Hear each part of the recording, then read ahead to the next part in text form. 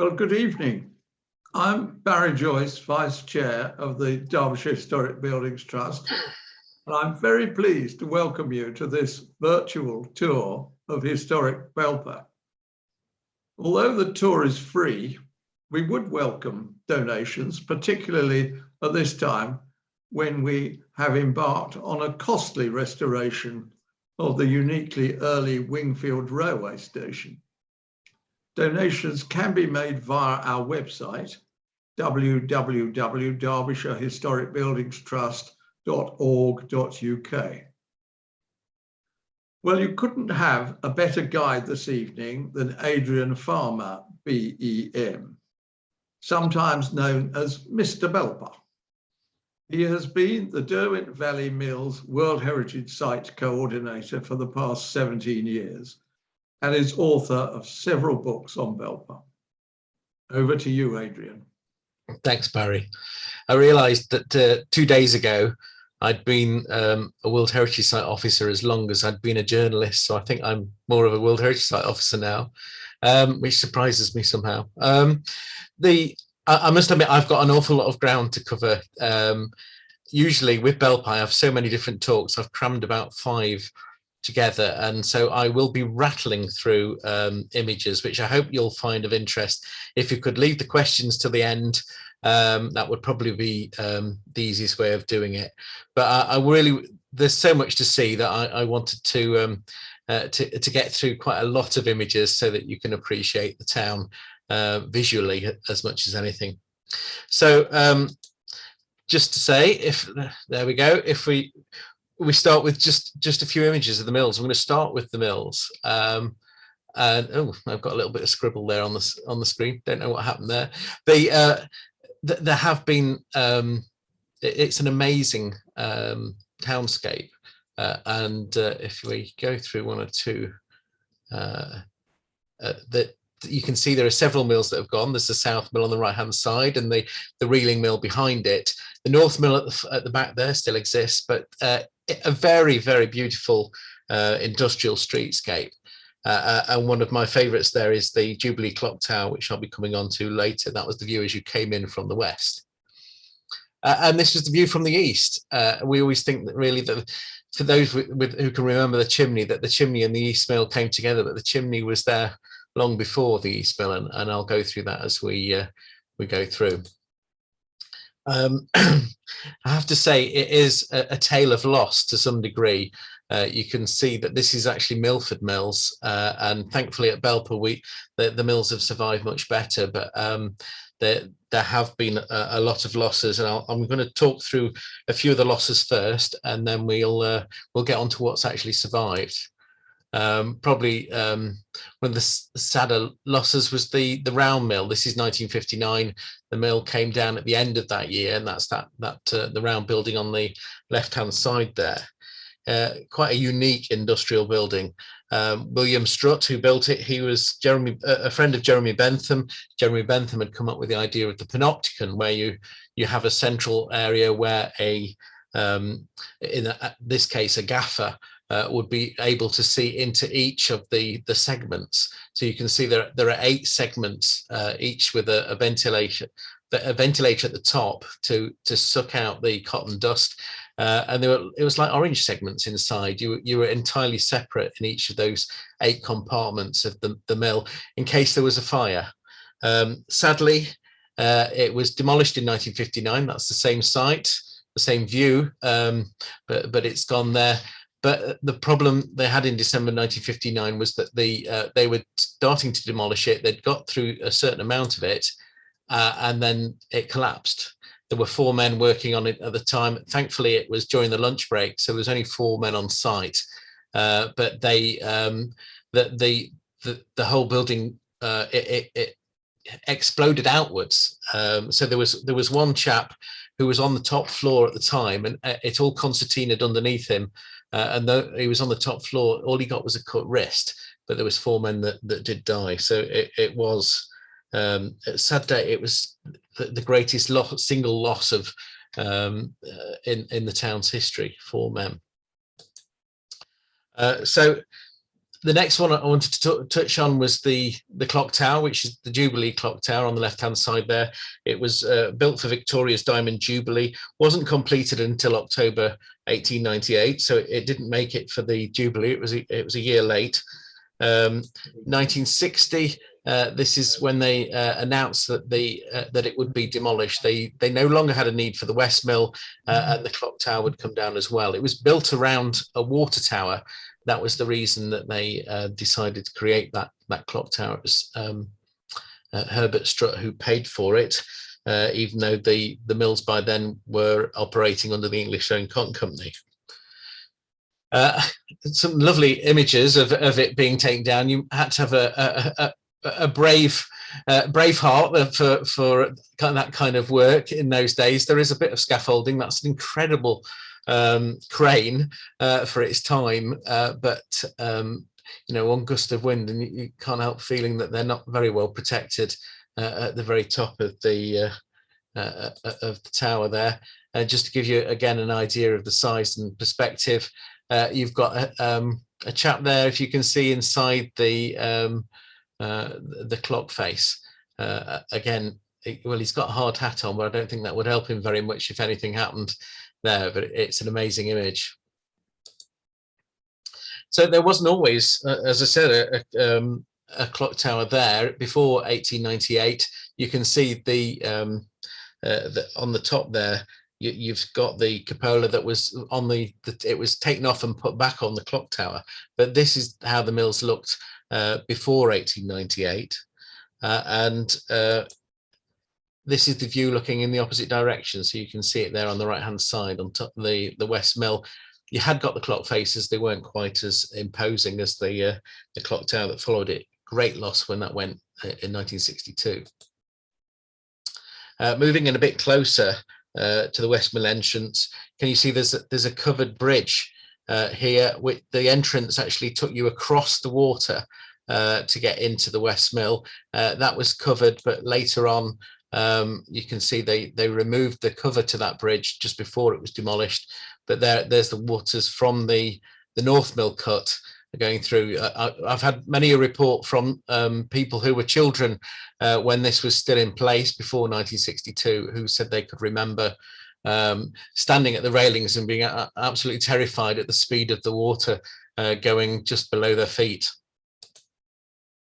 When the West Mill came down, it was one of the features that they found was the pots over to reduce the weight of the building, because these were early iron structured buildings. They had pots in above the wheel pits to reduce the weight of the building, so reduce the weight on that structure.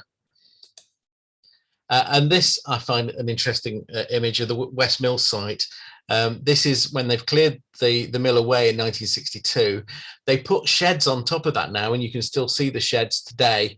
And I know that the sheds are, well, the site is up for sale by Courtaulds. They're planning to move up the site on, but I believe they were told by the local council that there was no archaeology underneath that site. Well, I can tell you there is an awful lot of archaeology. Those wheel pits, those the channels for the leats are still there. There's no real great amount of water going through now. They did put a small pipe through, but that they didn't destroy those channels. They just filled them in, so they still exist. Looking across from the West Mill, so we're actually on the clock tower here. We're looking over towards the South Mill, and the South Mill was also demolished in 1962, and you can see that very large fire escape along the side of the building. South Mill, it's a rebuild. It was the site of the very first mill that Jedediah Strutt built in Belper back in 1776, and then it was fireproofed with an iron frame to replace it. Here it is being removed. And like I say, in 1962, that ground floor there is where the turbines were. And so they kept the ground floor at the back, which that section that you can see, the stone built bit there is still there, and the turbines are still working, and there's power still being provided for the town from those turbines. And it's the same at Milford. The mills have gone, but the power is still produced. And I kind of find this quite sad. That's the South Mill site.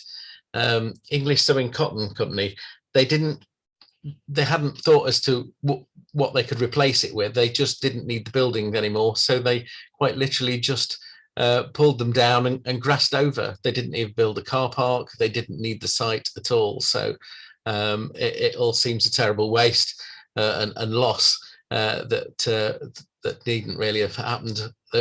These days, hopefully the buildings would have been reused and certainly would have been of interest, but in those days that wasn't the case. So that was in the early 1960s. An interesting building here is Bridge House. This was tucked in right up against the South Mill, and it's a big house, so we wonder if it was actually a manager's house, possibly. There's very little record of its early days. It was split at one time.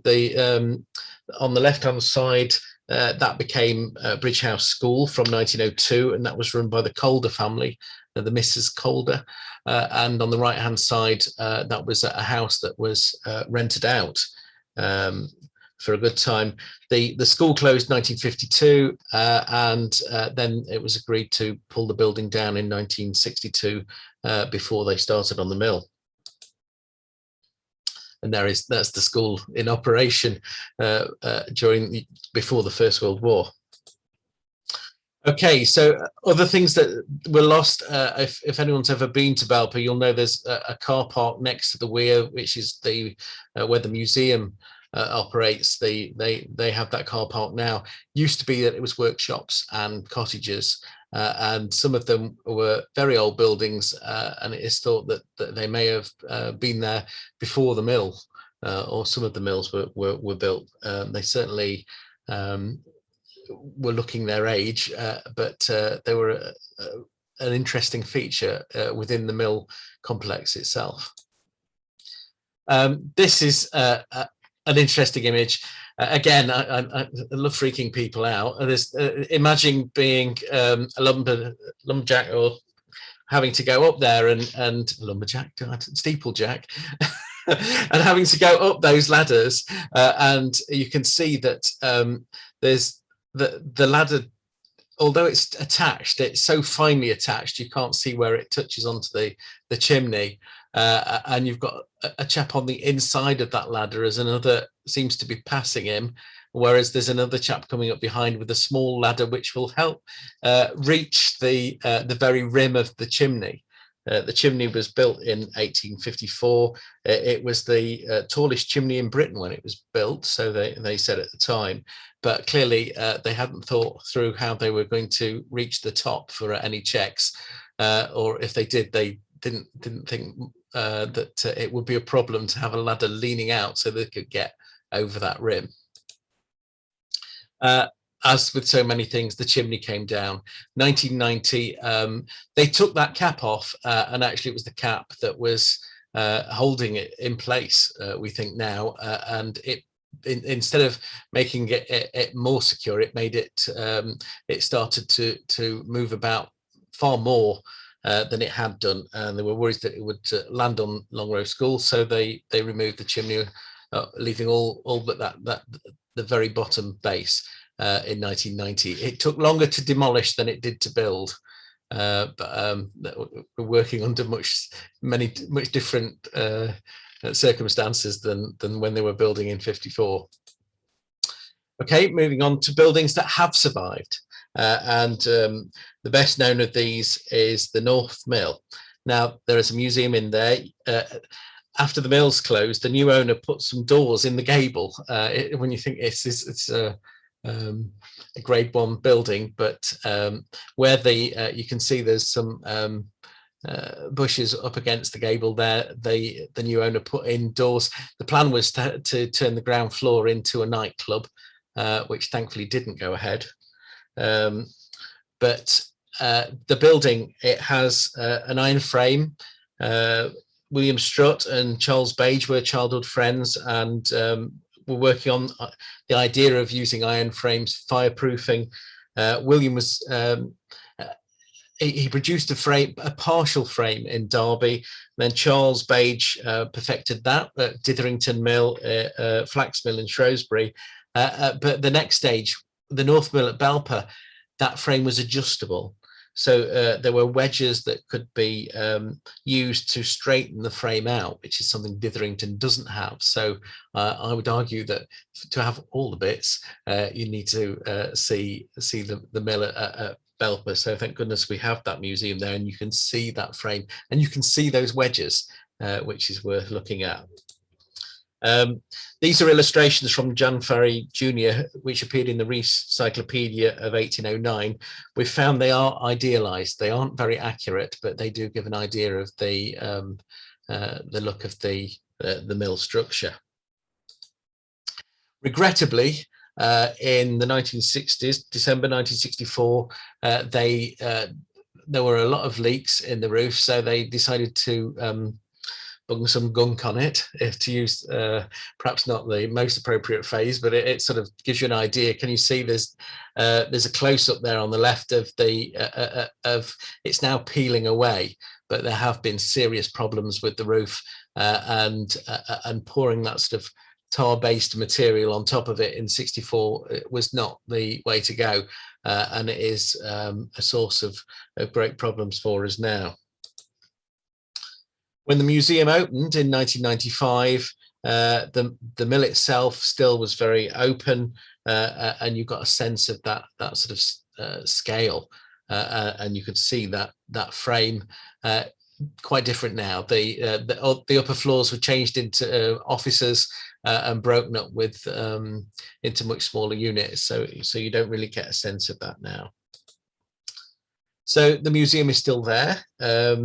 They're about to meet the owners to see if they can continue there, because there is an issue at the moment. The lease has ended, so we don't know whether they'll be surviving beyond April. There are a lot of issues with the building as well, so time will tell with that, but it would be a shame if we lost that. Moving on to the East Mill is another survivor. Here it is being built in September 1911. There was no scaffolding used, though it was just the frame. Can you see to the right hand side there are men standing and working at the top of the tower on the right hand side. Again, you know, there's no scaffolding at all, and working in the mill leats when they first started to build that, they had to build the East Mill. It's something like 37% of it is standing in the water of the mill leats, and the only way that they could get a building of that size on was to have it on stilts in the water. While they were putting those stilts in, one man was struck by lightning. It came down the post. He was the only death. When you think of all those people that were working at great heights later on, the only man that was killed was the one that was struck by lightning while they were putting it in. You get a sense from the newspaper reports that he was working on a Sunday, and that they don't seem very, in those days, weren't very kind, really, in terms of the whole idea of people working on a Sunday. It's what do you expect? You're going to get hit by lightning, but it was a one-off, and he was the only one to die during the building of the mill. Here's a great image at the very top. They're just putting in the last few rows of bricks, and you can see they're working up to the edge. There is no scaffolding. They've got their flat caps on rather than their hard hats. It's an amazing image. The gaffer there just standing up watching them at work. It's a great one to have. Okay, which I should say that 4 million red Accrington bricks were involved in, were ordered for the building of that mill. It had a great impact. So that you can see, this is the site before the East Mill was built, and after the East Mill was built. It completely dwarfs the older mills. Just pulling back, This photograph is 100 years old. It was 1921. The first aerial photograph of Belper was of the mills, and it was taken using a hot air balloon, and it gives you a sense of the scale of the site. Belper had at one stage the largest industrial complex under single ownership. That was before the East Mill was built. This is back in the 1820s, so about 200 years ago now. Obviously, many more sites overtook it over time, but it was huge for its site at that time. And a busy and central hub for the site, the East Mill. This is one of the few images from inside. It was busy for 40 odd years. The busiest period turned out to be 1984-85 because the company didn't tell the staff they were building up orders, so that the company could then shut down the factory, and with a £1 million grant given them by the government, they moved everything to Glasgow, and they weren't ready. They weren't set up in Glasgow to for those orders. So actually, the company had been building up stock for 2 years, ready to make that change. So rather sad, really, that happened. But that was 1986. This was the final night of the night shift, and the East Mill, they say, used to light up the town like a magic lantern. You could see it from right across the valley, and must have been very sad for it to go dark and stay dark after 1986. It was sold on twice, and now remains, well, the East Mill is empty. But in 2012, the owners allowed us to open up 2 floors for our Discovery Days Festival. We had a lot of interest, people coming to see the views, but since then they have not let us in, and you can kind of see what the problem is. The neglect goes on. There is a lot of water getting into the building. You can see there that there are problems with the roof, and on the outside you can see there are trees growing out of it. But if I close in there a little bit, you can also see there's a peregrine, which we all love peregrines, but they do leave an awful lot of mess and detritus in which plants can then grow, and I think that has partly been the problem why we have such an issue now of the amount of trees growing out the top of that East Mill, and nothing is being done to clear that. The building is continuing to deteriorate. Here's another bit that we're having problems with. It has survived. This is the oldest of the main mill buildings, is the Gangway of 1795, which connected the West Mill on the right-hand side to the North Mill on the left. But again, this was so that the mill workers didn't leave the site at any point. But can you see there's, again, there are slates that have come off. The stuff that they covered the slates with has started to come away, and now there's major flooding, major water are getting in and causing problems for the gangway, which is a great shame, and something that we'd like to see fixed. Also, you may wonder what that is. The bridge is it has had a series of hits, and this was the latest one last month. Another lorry hit it. You can see how close they get, and every so often you can see how many scrapes there are across that. 1912, we're told, was the first time that it got scraped. They were delivering the boiler for the new mill, the new East Mill, and it got jammed underneath there, and that's when they started putting in. Can you see there on the right hand side there? They've put up props to keep the building up in place as it continues to take a series of knocks. And frustratingly, there was an electronic warning system, and that broke. And now they've got it on a trolley, which isn't really very attractive, but at least hopefully it is turning larger vehicles away from that gangway. Okay, onto the bridge. The bridge has also survived, which we've had a lot of flooding incidents, but thankfully the bridge is in place. It was built by Jedediah Strutt. 1795, there was a huge flood, which took out a lot of the bridges along the Derwent, as well as across the country. And Strutt rebuilt the bridge, which you can see here. But by the 1950s, it was so narrow, it was causing a problem. So they cantilevered pedestrian footways out from the bridge that were put in place in 1955-56. And that meant that at least the pedestrians weren't having to fight with the traffic to get across the bridge. Now, below it is the rock weir, which we believe is there to prevent the bridge piers being scoured by the river and keeping the stone-setted basin in place. So that there are stone sets within the basin below the main weir. Problem is that gradually the rock weir is being diminished by time over the various flooding events. You can see it's starting to collapse, and the worry is that if that goes, then the bridge is at risk, but also the main weir will, because the stone sets may be able to move forward, then it will reduce the rock weir into the main horseshoe weir in terms of having that strength to stand the force of the water coming through. There's the horseshoe weir. It was known as the circular weir when the Strutts had it. I mean, we all call it the horseshoe weir now, but it was known as the circular weir, and that was put in place so that they had more water backed up to feed the West Mill.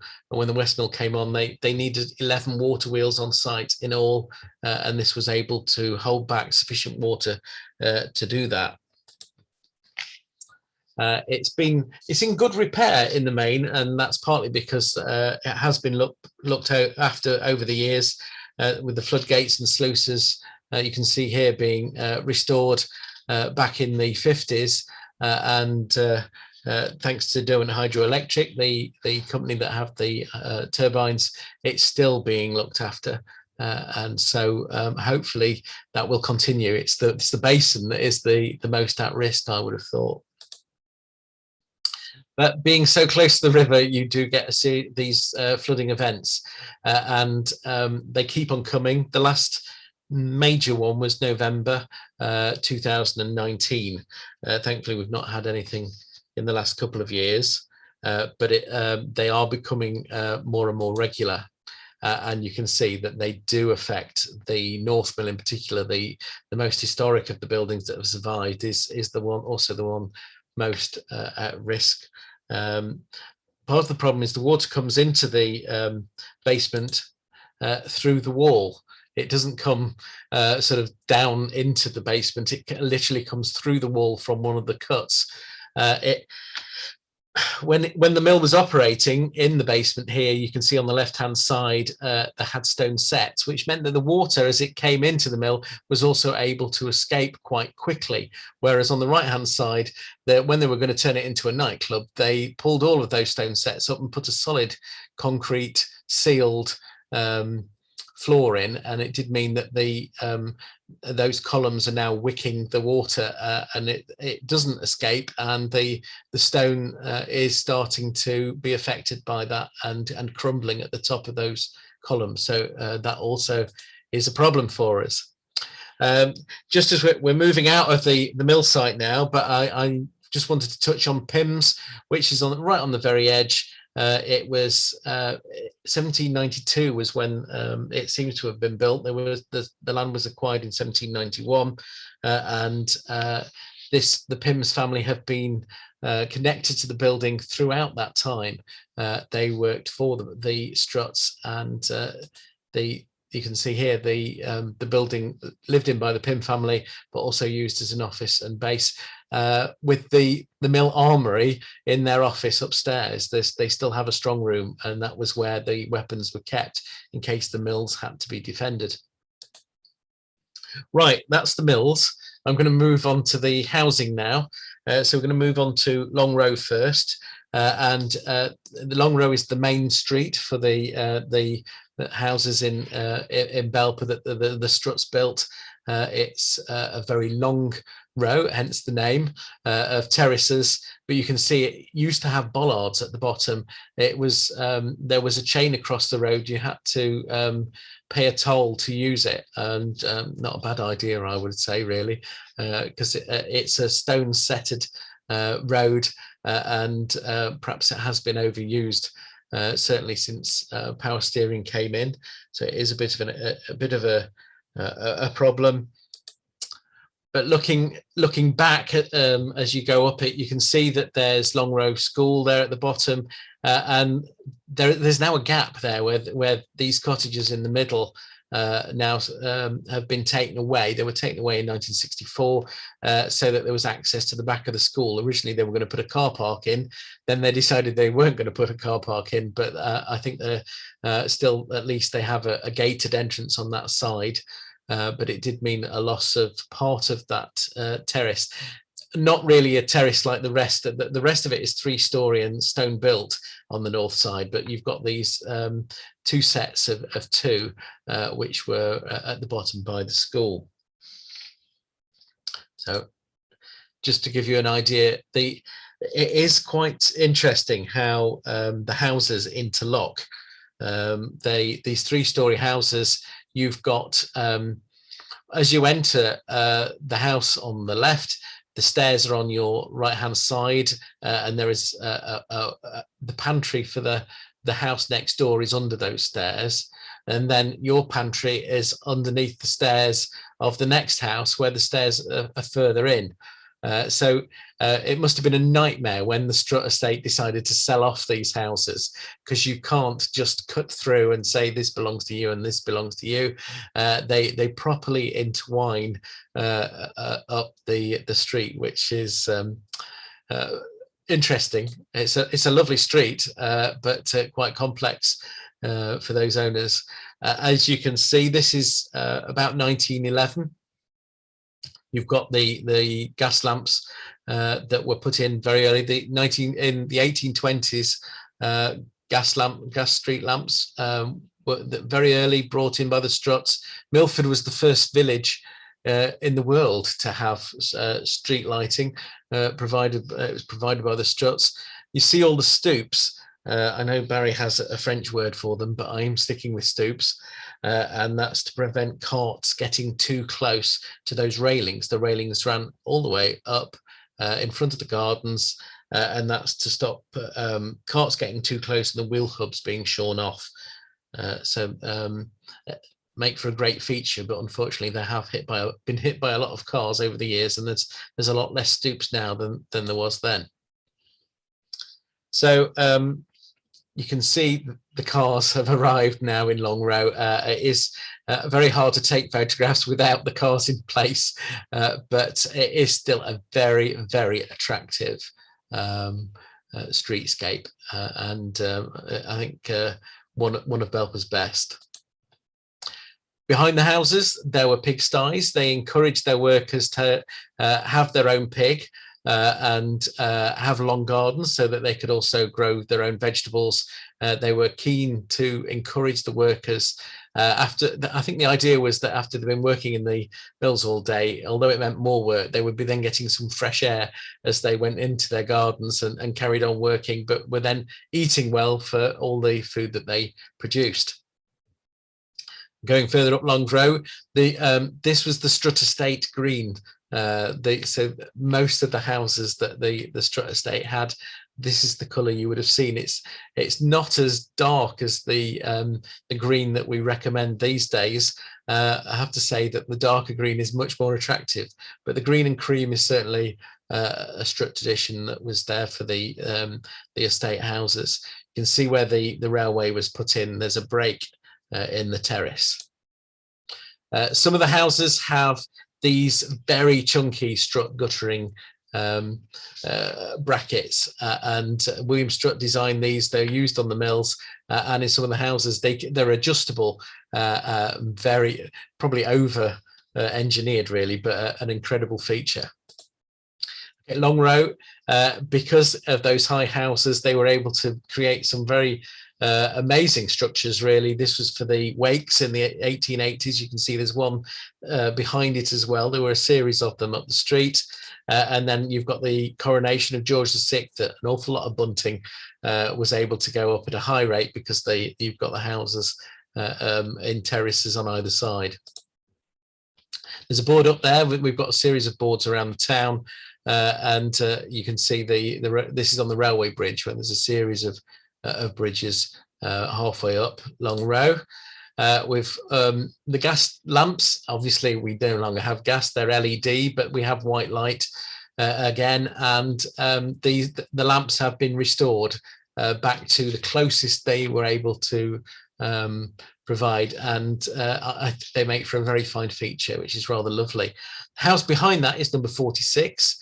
It's the last house to be owned by the Strutt estate on Long Row, and they I got in there about 10 years ago when the tenant left, and I couldn't believe that the house was almost as it would have been, certainly downstairs.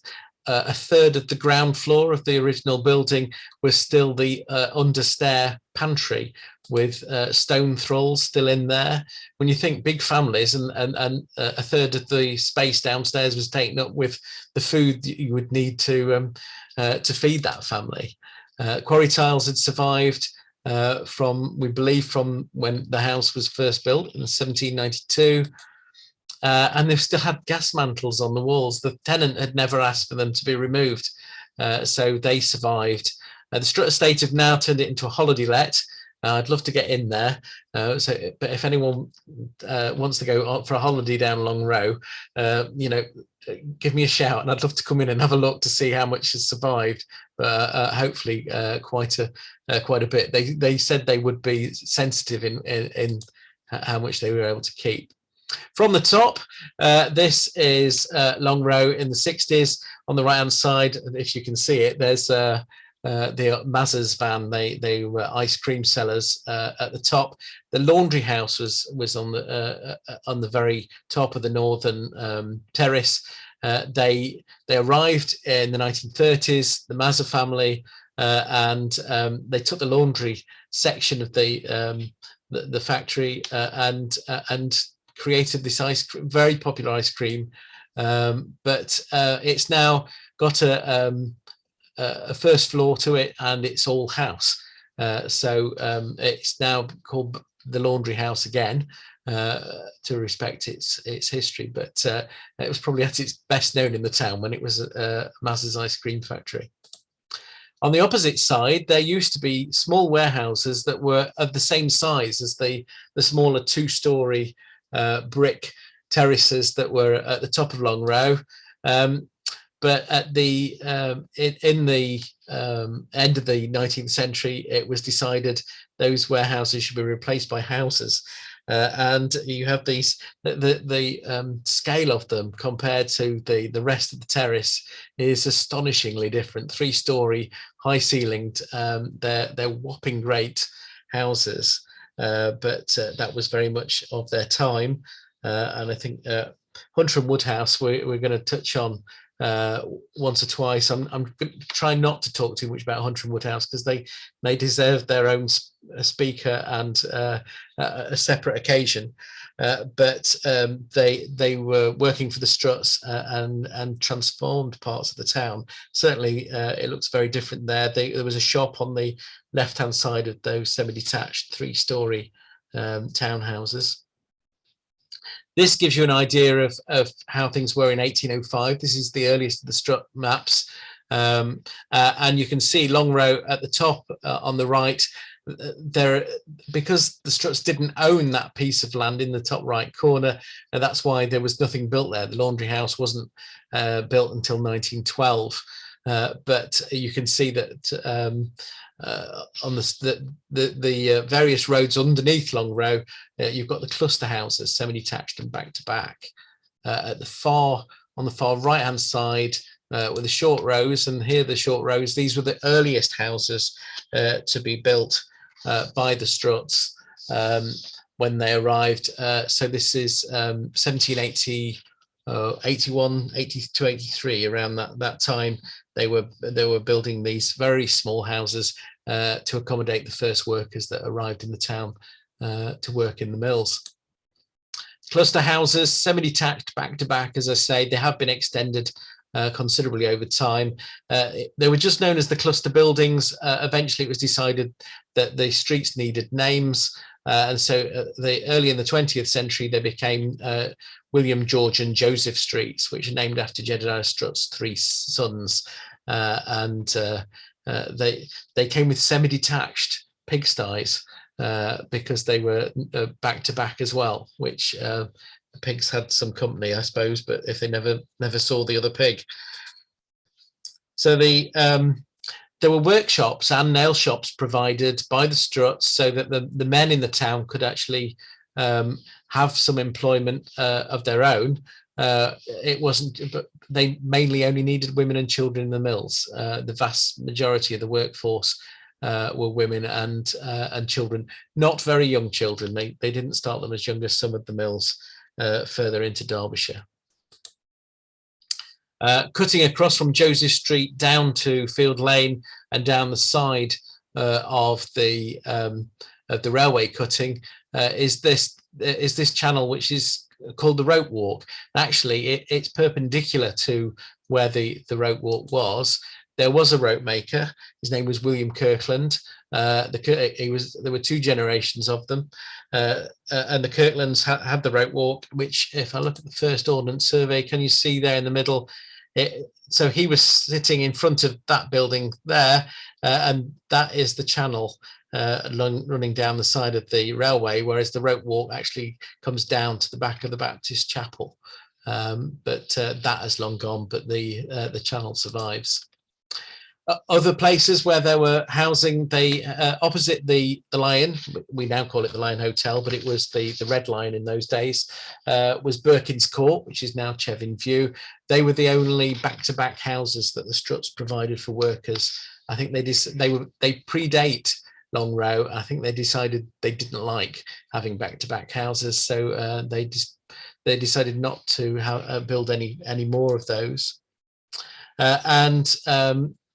So this is Chevin View. These are the back-to-backs, one side of them. Most of them have now bought the house on the other side and knocked through. They're right up to Unity Mill, which is there on the left. So this is, if you can see Long Rows right there on the left-hand side, just really wanted to touch on the Gratian family. The Gratians had, you can see it's the red one there is Gratian's Great Field, and below it Gratian's Little Field, and the Gratians held this field as well. We know that there were mill workers' cottages further up, off Penn Street mainly, because the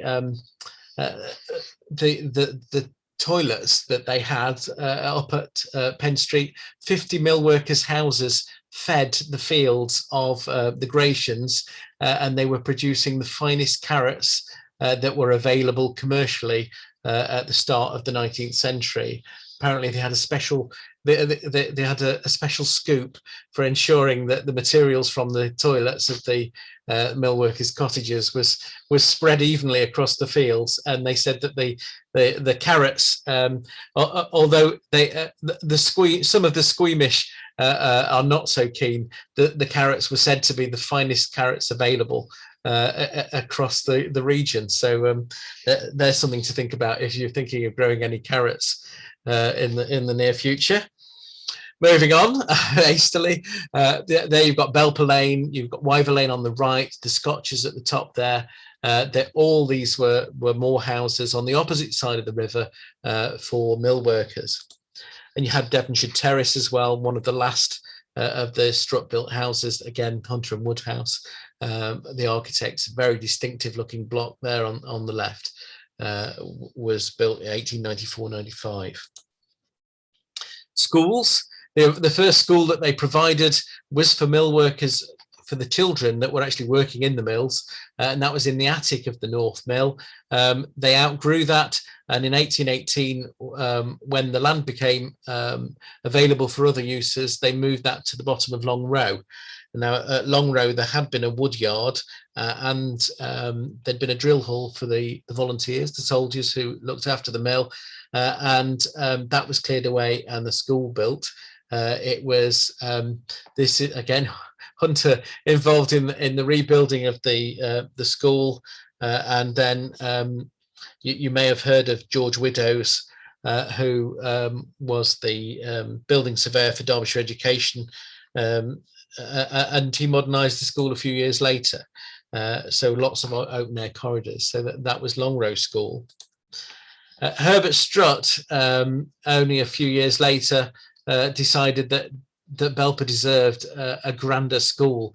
The Education Committee at Derbyshire resisted it, but eventually he gave them the field here, which is opposite the workhouse, the Union Workhouse, and built Herbert Strutt School. He paid for the building of it. Hunter and Woodhouse built it, and all the facilities. This is the day it opened. That's Strutt's daughter running across the road, which I wouldn't recommend these days, across the A6. But all the facilities that were provided by Herbert Strutt. He literally paid for everything. In the 1970s, it became a middle school, then a primary school.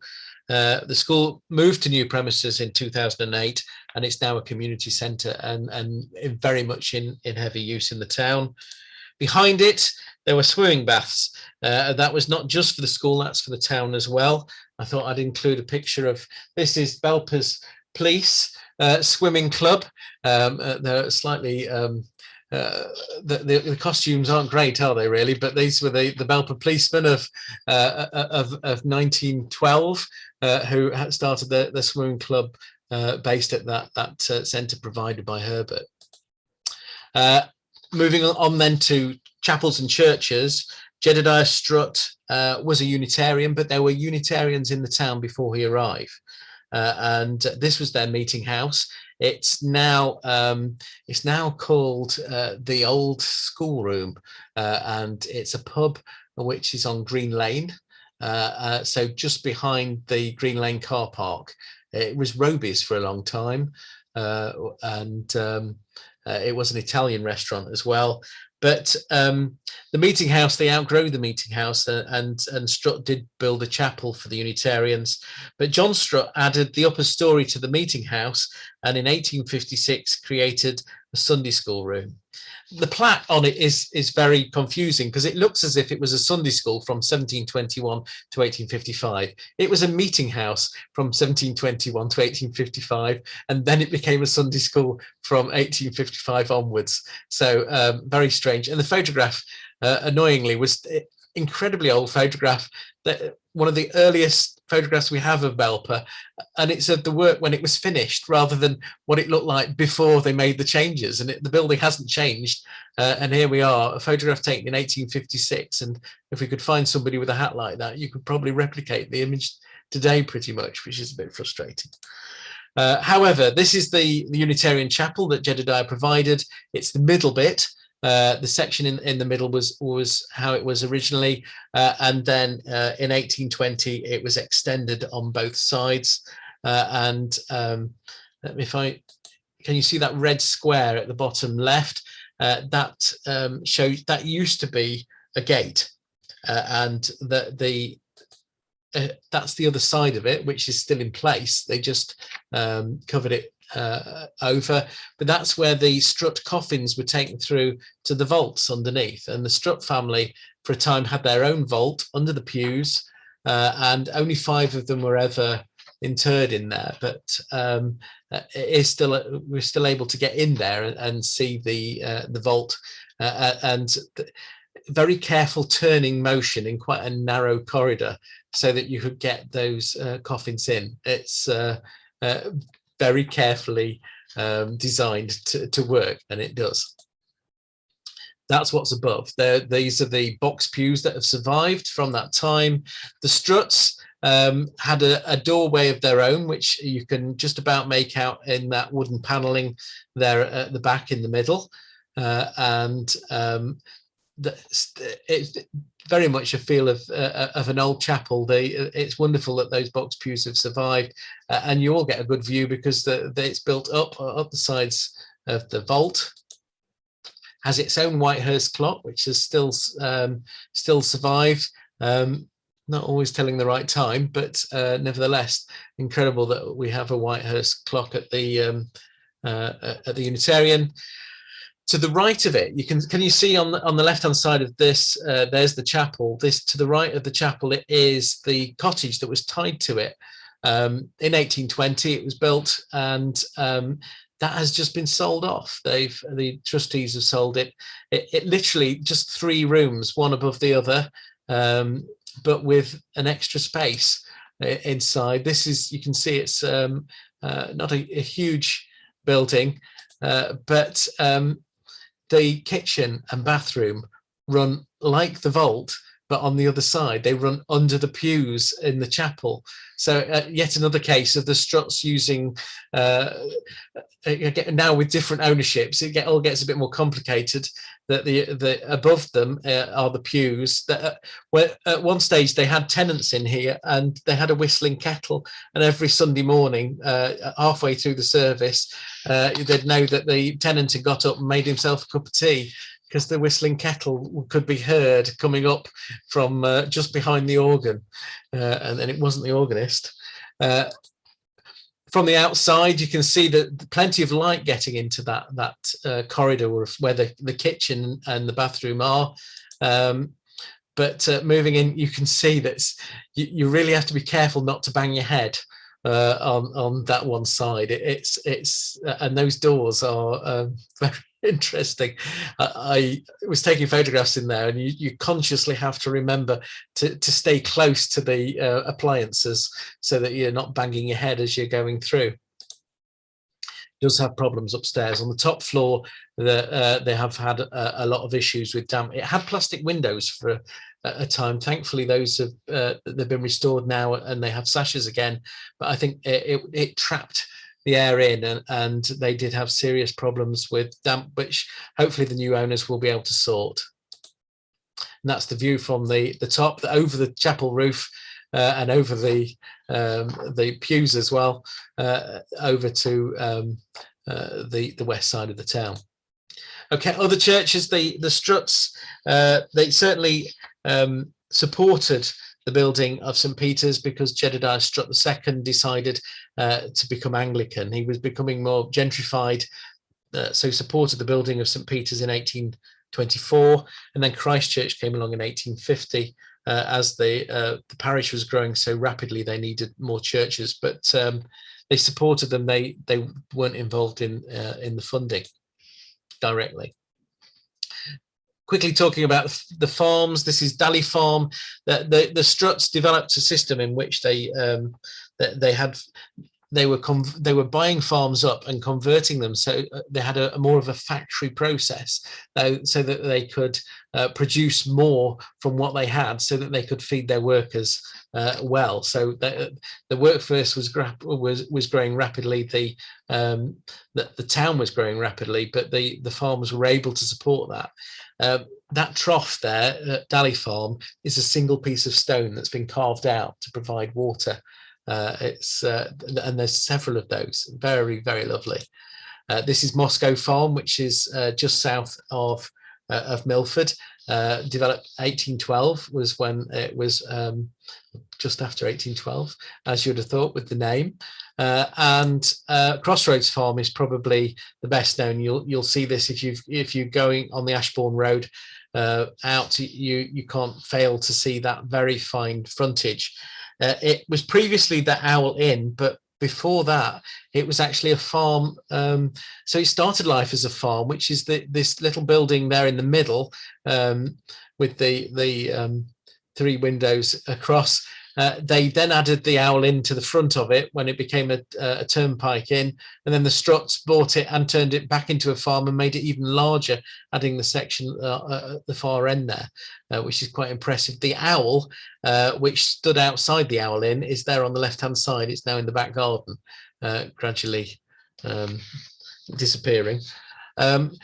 just touch on one or two more buildings that the Strutts provided. Herbert Strutt provided this. This is the Castle Factory at the start of the 20th century.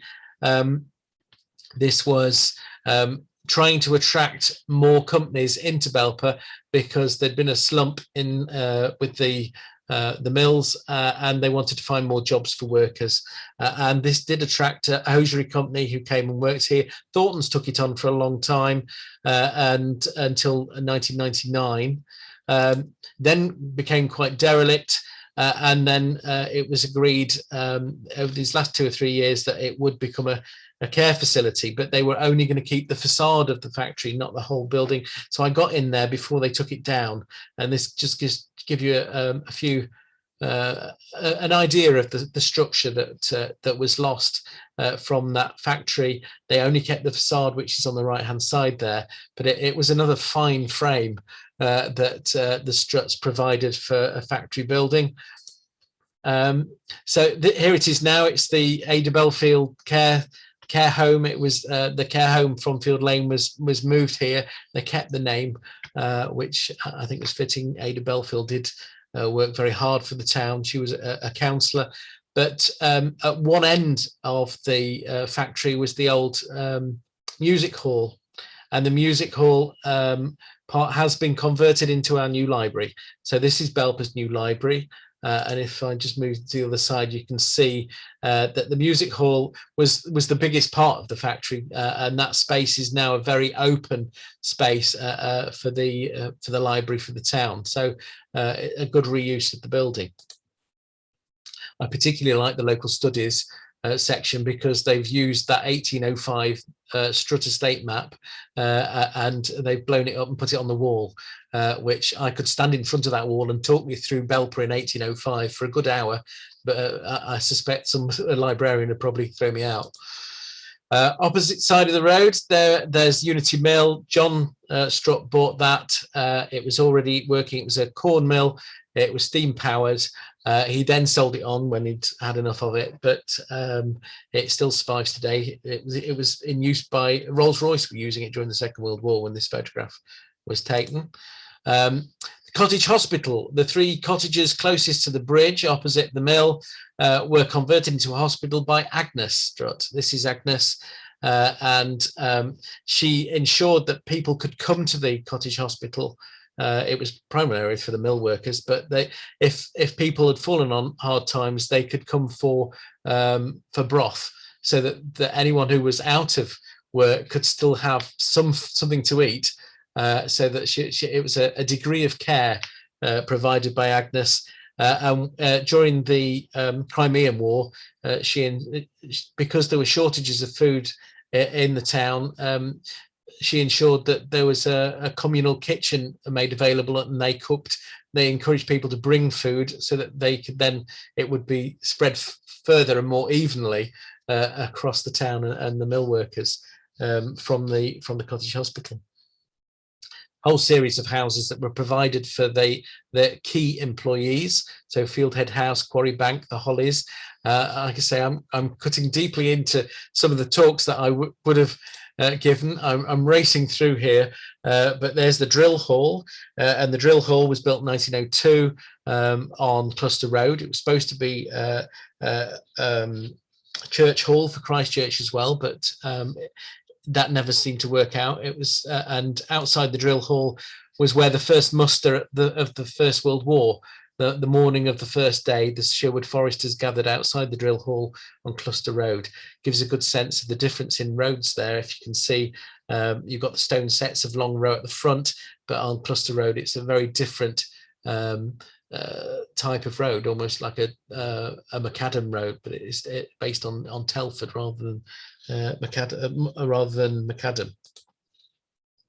The Strutts provided a bank for workers to encourage them to save for their old age, so that they wouldn't have to work until they died, which was quite forward thinking at the time.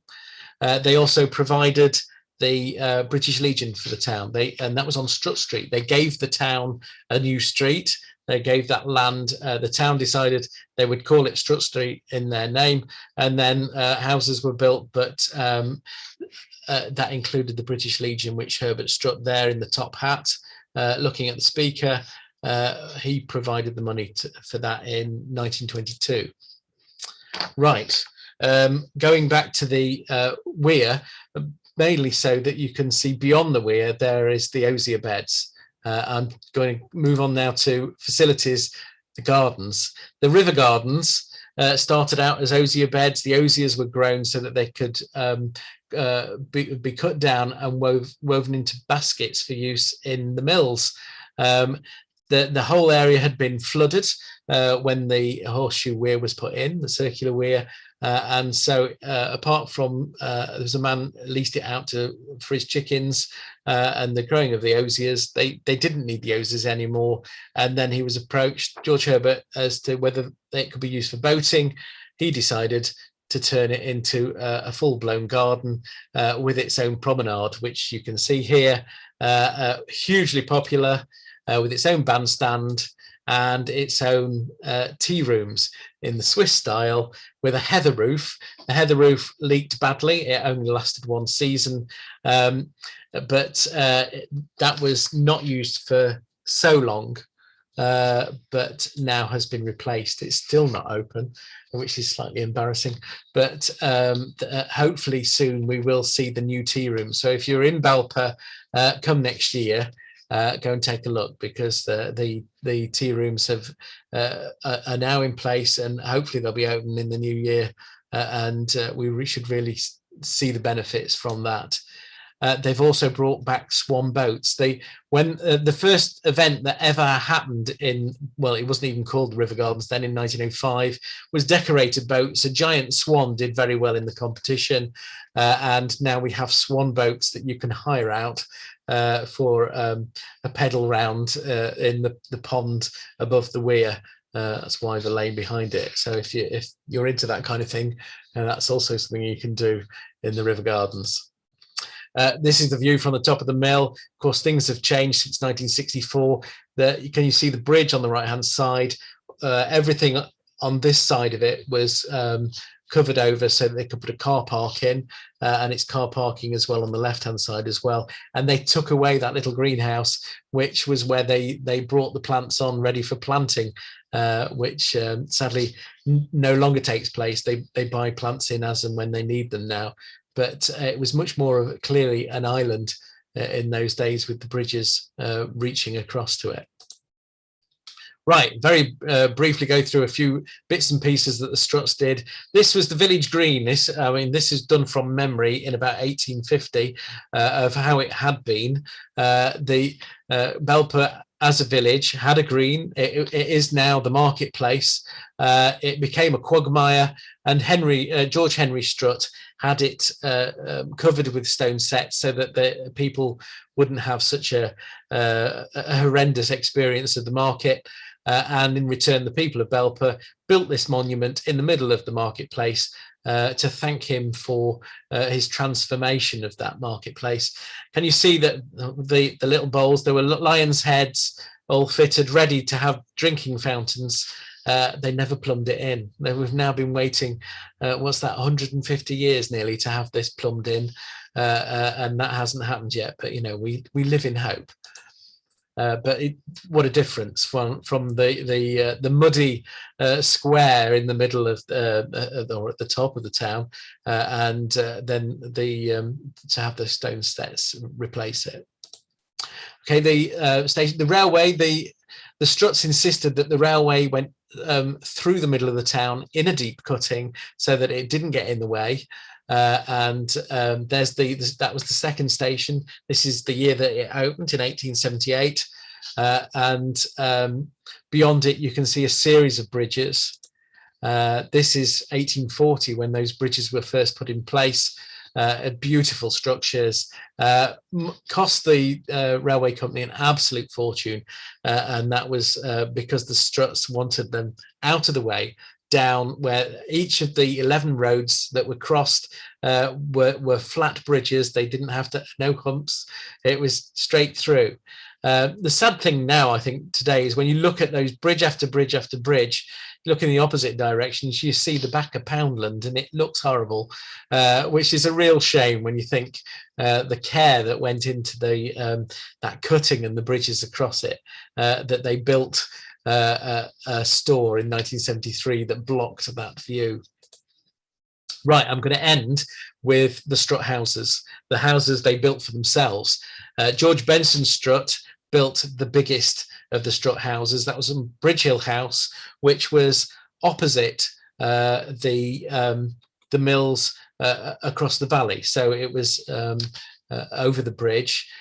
It's a considerable size. Queen Victoria, as a princess, came and stayed. Well, she had a few hours with George Benson and his family on her way to Chatsworth, and this is the drawing room, clearly much later on than 1832, but gives an idea of the splendour of the house.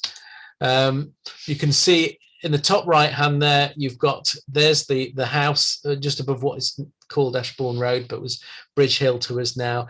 The whole of that hillside was covered with the estate.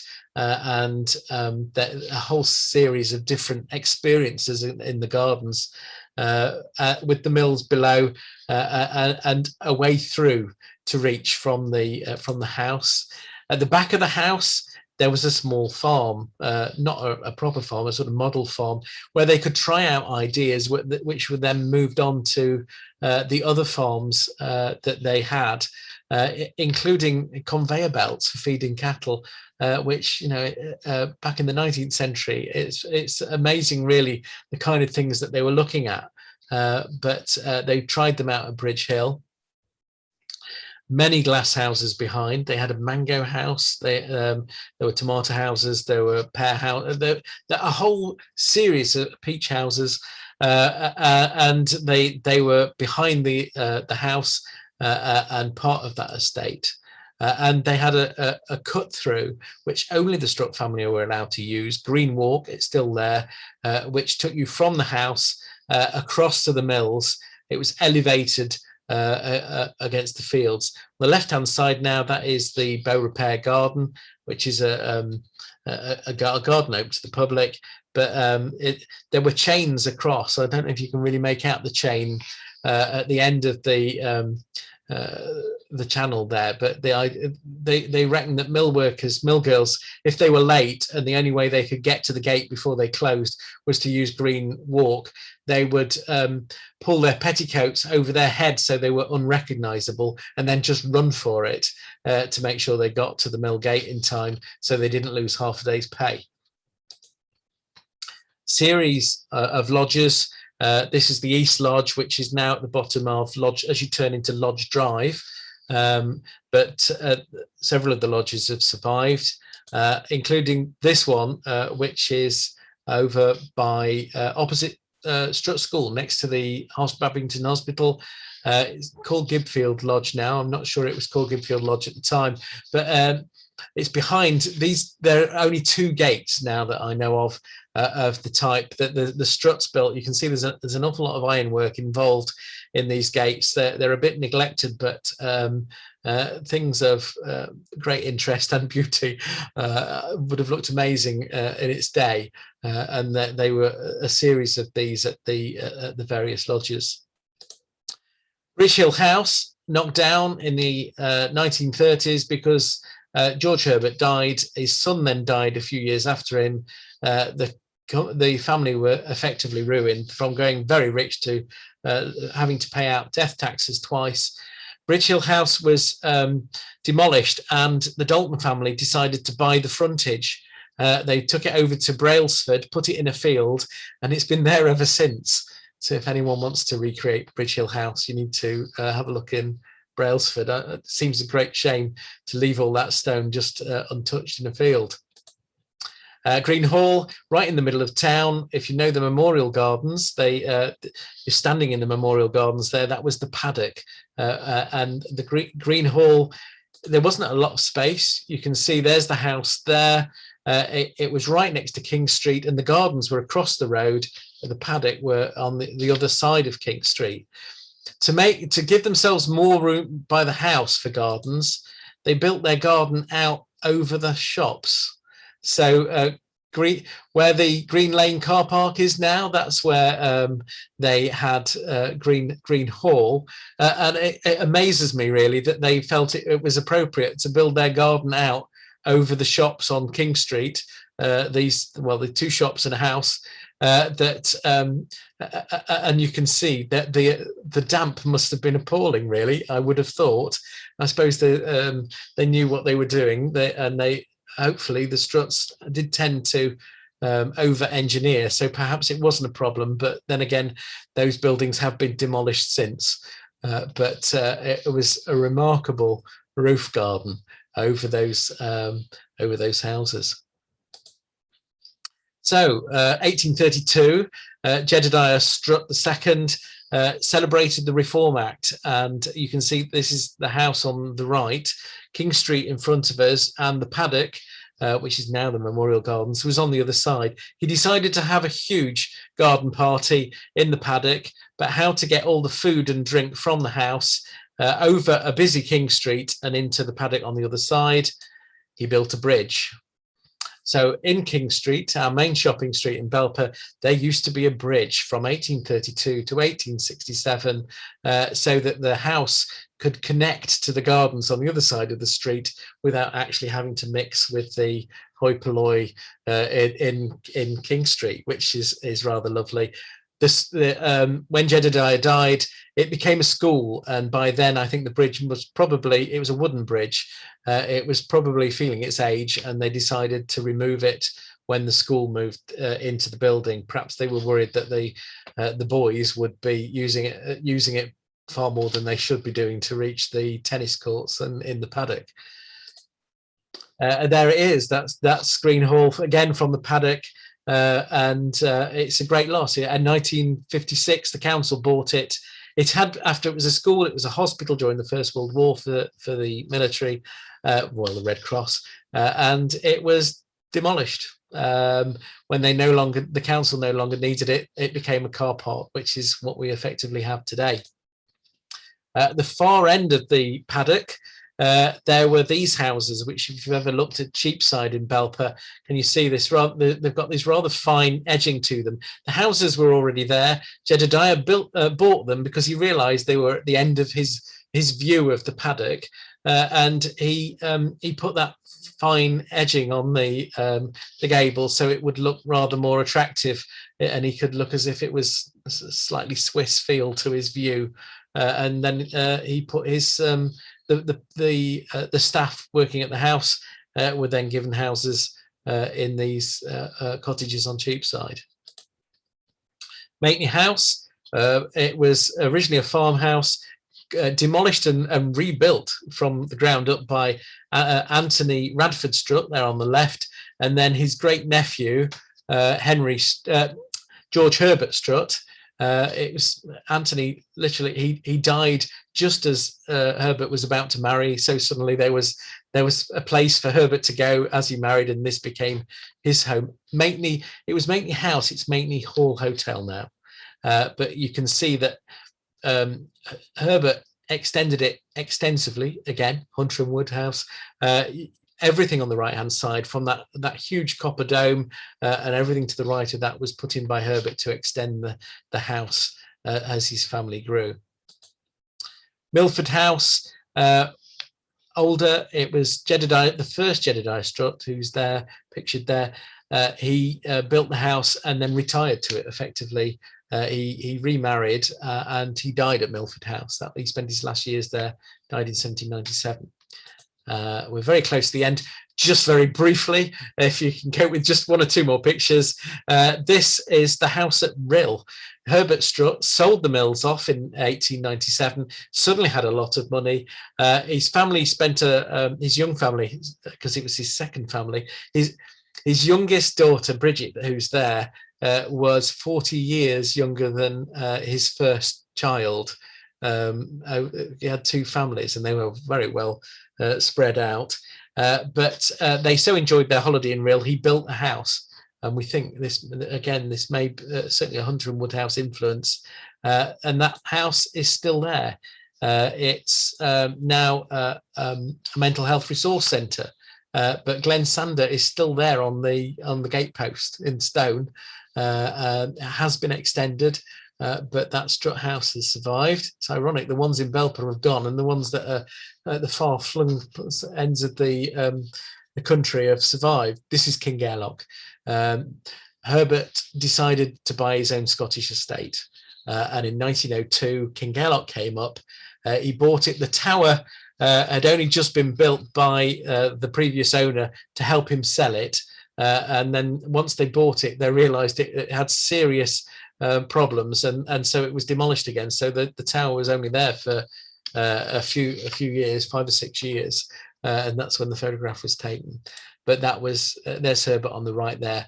Lots of family gatherings, very much where they disappeared for 2 months at a time, July, August each year. The family would gather at Kingairloch, and it was Kingairloch that they kept when they had to get rid of everything else. They kept Kingairloch, but they also kept Hilltop, and this was a small house relatively for the Strutts at Makeney. And I think the important thing about Hilltop is you sort of see this the diminished family. Once Herbert died, once his son George Ashton Strutt died, they were of diminished circumstances, and this much smaller house was what they used when they were in Derbyshire. Now they're all the big names are in Belper Cemetery. They bought the plot.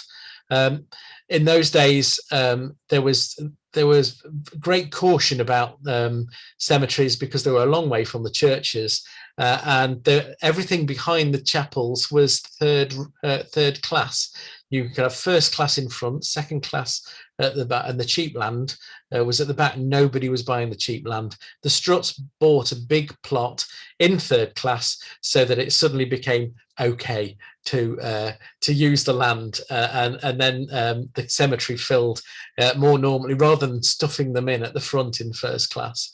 It was better used, and a lot of the sort of key names are in there. And the Strutts, to encourage people with the cemetery, they actually moved some of their big names into the plot straight away. Those that had died in the last 10 years or so, including Jedediah Strutt II, they moved him out of St. Peter's Church and put him in the cemetery so that they got a big name in there straight away, which I think is a lovely, most peculiar thing to do, but quite lovely. Right, I'm going to finish off now. I showed you this picture from 1921 of the full Strutt mills. I mean, by 1921, English Sewing Cotton Company had bought it and created the East Mill. Now, it's 100 years since that photograph was taken, but we got a helicopter up last week and we've taken the same picture. So that's how the mill site looks now in 2021. I think it was it October the 26th, something like that. So we're bang up to date. And that sort of brings us from 100 years ago. We can, you know what I'll do? I'll go back one. Just if you look at the East Mill, you'll see that it all does pretty much line up. There you go. Okay, I'll come out of that now and give people an opportunity to just have. Where's my share? What a wonderful tour, Adrian. Thank you so much. Well, there, I've stopped sharing. It took me a little while to get out there. Sorry, I feel like that was breakneck speed, wasn't it? And fluffed my lines there a couple of times, which I hope you'll forgive me. But I just wanted really to give you that sort of visual feast of Belper over the years, because there's so much to talk about and there's so much to see. And I'm not very good at choosing which bits to leave in and which bits to leave out, because I love the town, and I feel everyone should get to see the town at different times and different parts. So thank you. If anyone has any questions now. I see Peter Taylor's hand is up, but you're muted, Peter. Could you unmute? Yep, there you go. Yep. Yeah, Adrian, yes. You mentioned you'd like to go into Jedediah Cottage number, is it 46? 46. Yeah. We shall be there next week. Oh, really? But, you know, if we were in and you wanted to pop in, we can Oh, fantastic. meet up if you wish, yeah. I found you on Facebook, so I'll message you. Brilliant. Okay, that's lovely. Thank you. Okay, yeah. That's a surprise. And great, yeah, good. Well worth the effort tonight. Yeah. Brilliant. It's lovely inside. Oh, good. It's a fantastic tour. That was great. Yeah, great. Thank We you. really enjoyed it. Thanks very much indeed. Yeah, yeah. Thank you. Anyone else? Hello, Adrian. It's John Farnsworth here. Terrific tour. Thanks ever so much. I was just wondering what you know about St John's Road and the school at the bottom of St John's Road, and what sort of ages those cottages are and what they serviced. Yeah. Don't know what's happened there. St John's Road used to be Chapel Hollow for a time. That was the national school. It was built, I think it's 1854, but it was rebuilt 1911. They were told by the school board that it was unacceptable because girls and boys had to use the same door, which was clearly not appropriate. So they had to rebuild the school. And they put an extra level in then. But yeah, it was a national school, so it was effectively there supported to for the poor. And it was very well used. It's the cottages. There's Naylor's cottages on the opposite side from the school on St John's Road, and of course at the opposite end of St John's Road, you've got Belper's first cotton mill, which is in Paddlewell Yard. You can get through to it. But it was a jam factory for a little while.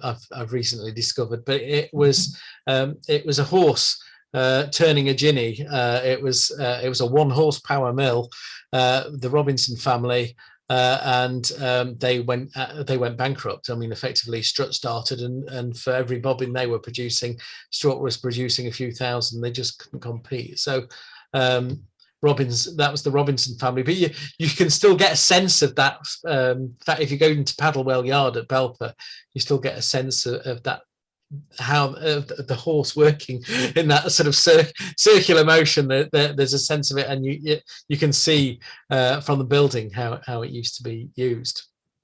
Thank you very much. Thanks. Sarah Rigby in the chat option has asked a question. I've not clocked short row. Please could you enlighten me on the difference between long and short rows? Was it garden length? The short rows, there are terraces, but they're much shorter. So if you're at the top of Long Row, you can see that it's now, one was called, well, we don't know if it was hedgerow or edge row, because it's on the edge of the estate, the Strut estate. So we think it was just that the locals, we found that quite a lot of the locals, when they're speaking to somebody and it's recorded in a book in the 19th century, they stick an H in front of them. If they've got a name beginning with an E or an O or an A, they stick an H in front of it. So there was Hollering Shaws, and we wonder if hedgerow should have actually been edge row. But there's the short rows, and then you've got field row at the end where the Unitarian Chapel is. They are shorter, literally shorter rows, and I think that they only became known as the short rows when they put in these huge long terraces of houses along Long Row. But yeah, it's not the gardens, it's the terraces. Effectively, it's the length of the terrace. Barry. Valerie? Yes. Yeah, hi. That was brilliant, Adrian, and I do feel a bit exhausted, but it was well worth it. It was well worth it. It was well worth it. Two things. The Scottish place, does that still exist, and whereabouts is it? And then secondly, are there any Struts still around, or Strutt descendants still around Belper? Right. Well, firstly, Kingairloch, the house is much smaller now. It was 3 stories. It's now 2, but it's a B&B, so you can actually go and stay. And the lovely thing is that when the Strutts left, all of their cutlery with the Strut insignia on is still in use. The linen, the bed linen, although I suspect it must be running a bit thin now, has also got the Strut insignia on it as well. It's an absolute pain to get there. From Fort William, I think it is, you have it's something like a 40-mile drive down a single carriageway. The best way to go is by boat from Oban, which is what the Strutts did. They had their own steam yacht. But yes, you can get from the mainland. If you're not a great sailor, then you can. I don't think the single carriageway is used much, but I don't know about you, but I think I'd go mad if I had to spend an hour or 2 just driving along, knowing that you've got to wait for the next passing place. So yes, Kingairloch, it's changed hands a couple of times now, but it is a B&B, and the estate is run well.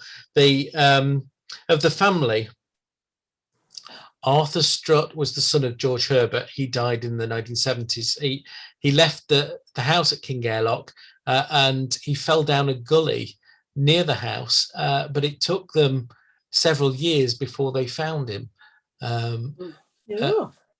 So he obviously died in that time, but there were a whole series of the very unfortunate family. They had 2 children. John has died, but his younger sister, who she used to like to be called Alison, but she's now called Jane, and she decided when she had to go into a home that she would come to a home in Duffield. So she's actually very close, and because she remembered being at Hilltop as a child, she decided that's where she wanted to be. So she's not very far away, but neither of them either married. So George Herbert, down the male line, the Strutt name is it's fallen apart really, but down the female line, there's lots of them in Ireland, New Zealand, Australia, Canada.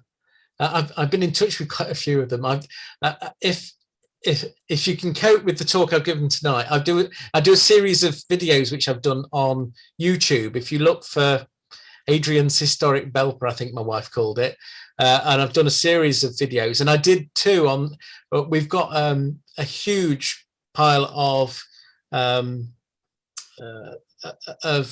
photo albums that turned up out of various places, and then the family realized we were interested and gave us some more.